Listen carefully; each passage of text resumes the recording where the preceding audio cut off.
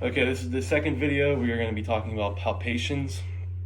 Once again, we are going to compare bilaterally. We're going to look for swelling, we're going to look for edema, texture of the skin, spasming of the muscles, skin temperature, point tenderness. We'll look for abnormalities of muscles or bones, and then we'll look for crepitus. So from an anterior perspective, we're going to be palpating the ASIS, which is right here.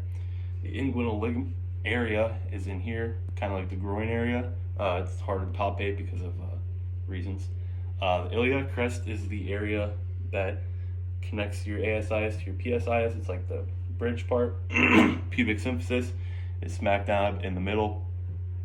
You have your McBurney's point, which is in the right side of the patient, and then you'll have them inhale and then exhale, and then you'll go ahead and push in as they exhale. This is the point where the appendix is.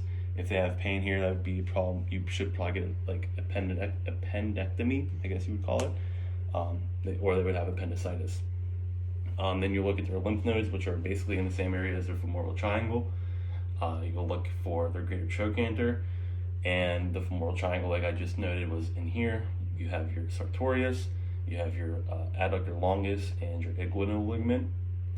And then your ab muscles are all in here. You have your rectus abdominis, you have your external obliques, your internal obliques, and then your transverse abdominis.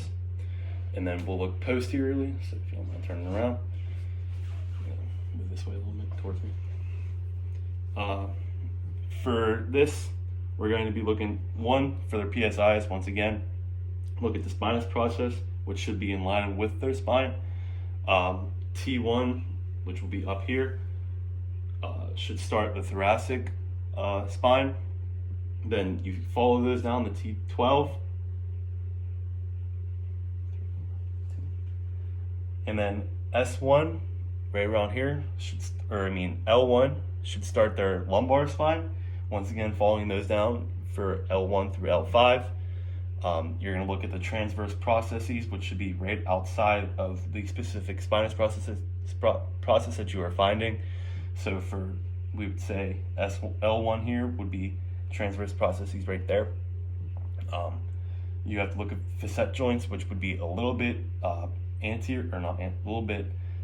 superior and in from the transverse processes. So if they're out here, spinous process is here, and then your facets are going to be up here. You have your sacrum, which is a big bone in the back, which is a fused bone.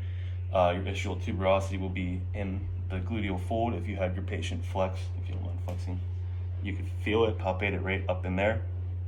The sciatic nerve has a very long, thick nerve that runs posterior of the lower leg, and then you have your perivertebral muscles, which are your erector spinae, and then once again you have your gluteal muscles.